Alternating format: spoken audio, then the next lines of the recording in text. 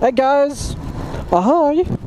I'm the Bike Rocker Boy, and I will be the next Minister of Transport, since the last one just cocked it up!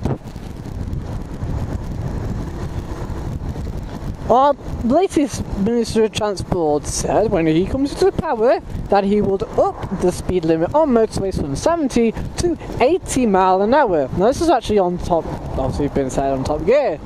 Now this next quote I'm going to say is on Top Gear as well. Anyone want to watch Top Gear? Well, this is something you don't, so this is apparently why he hasn't upped it. He hasn't upped it from 70 to 80 mile an hour because where he lives there's a bad stretch of road where there's a lot of crashes. You then find out he lives in Derbyshire. For those who don't live here,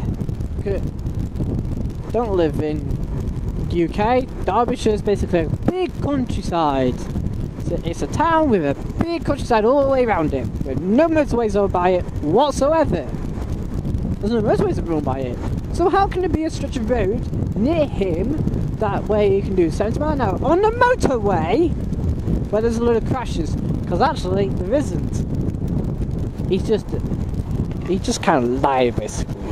You could say he lied. Because checks. Chatistic.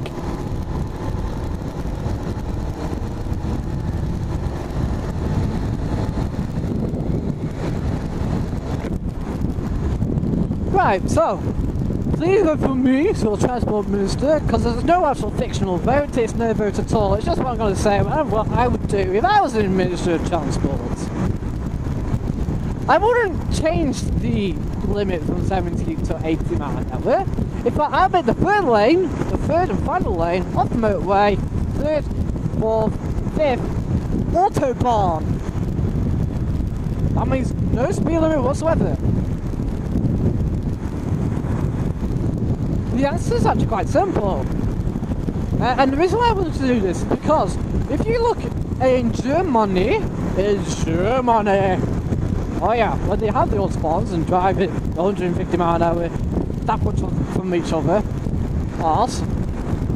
you'll actually notice that their death rate on the motorway and their basically their Autobahns and the motorways is less than that of Britain. A lot less. And Germany's about the same population or thereabouts. I'm not sure, I don't do geography that well.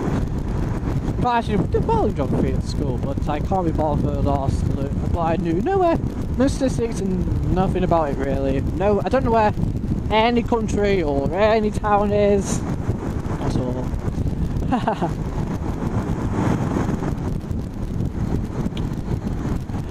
Right. So, if there's less death on the motorway, and yet they can do up to 140, 150 miles an hour easily, especially when they're like their Audis and Mercedes, where the limit is 155 miles an hour, then why can't we? Why is there more death on the road? And I think it's quite simple really. There's two massive reasons.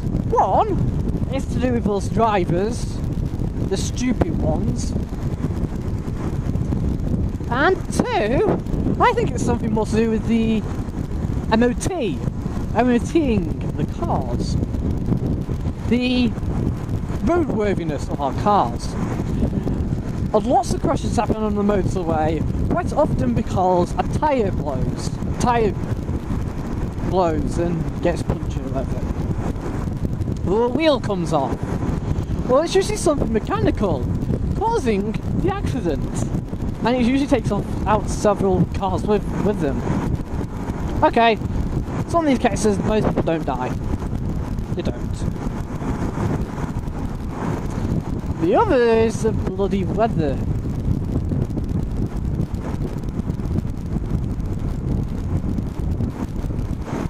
Do you remember that big crash what we had a few years ago?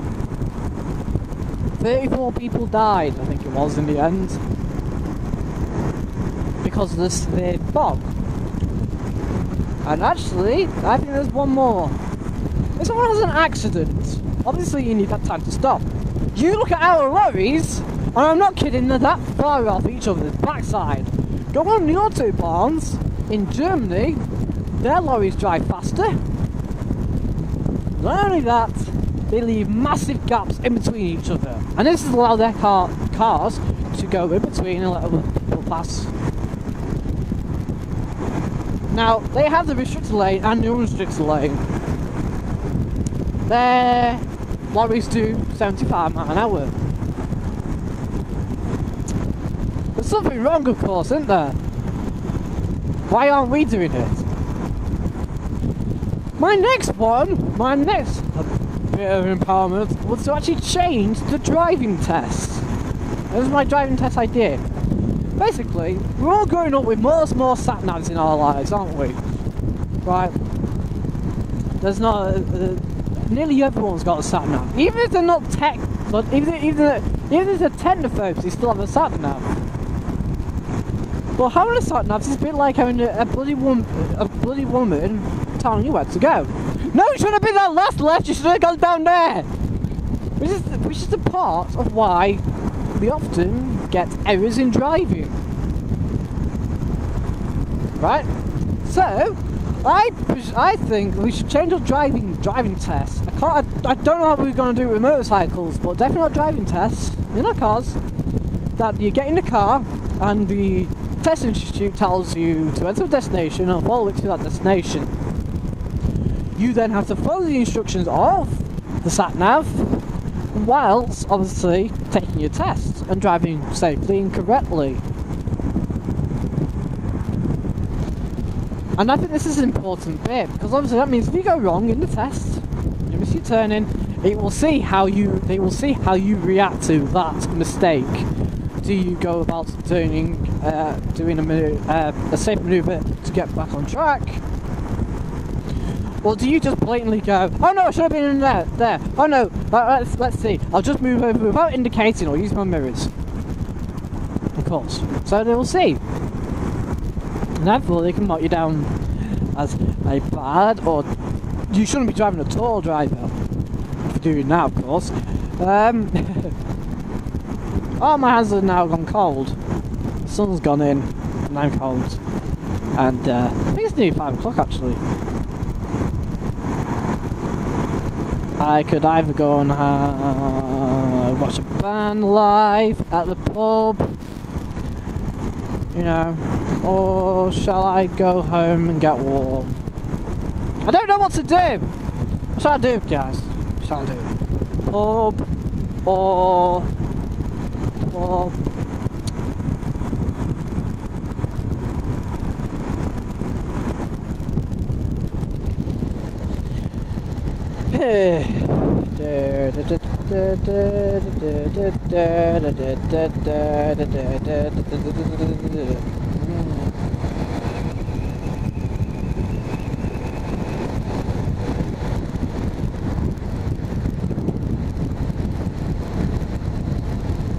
Probably it is.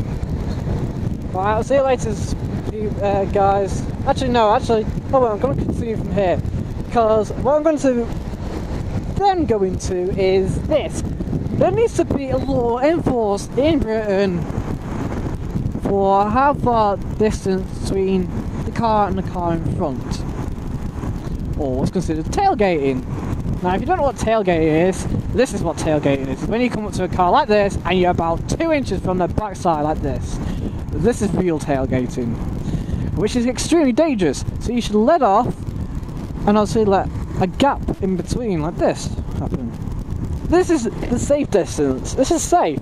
If they all of a sudden stop for no reason at all now, you've got plenty of space to slow down, stop in time. And that's what tailgating is. And this is so dangerous that it's actually the main cause of accidents. Apart from people not concentrating on the roads, which has caused some accidents, quite a lot are actually caused by people being too far off each other's bumper. But they're too close to each other, off their bumper. And honestly, it's the worst. In my books, it's the worst thing you can do as a driver. The second worst is to drive around at night with no lights on. So that's some law I would enforce.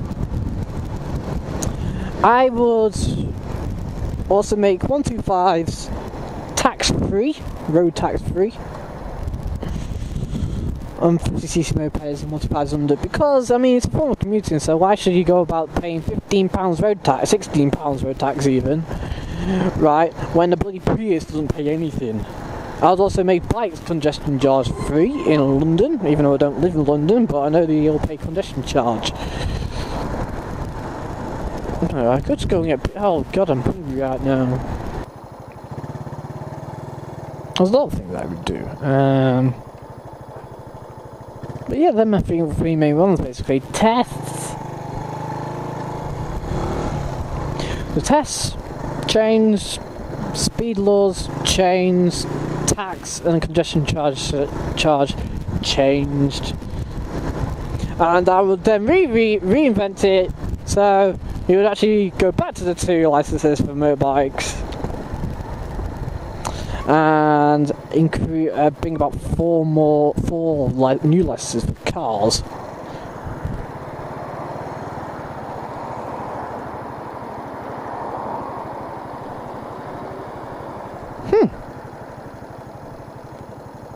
Nice. Did everyone forget about the S2000? That was a nice orange one, actually. Yeah, I'm gonna go to the pool, I think.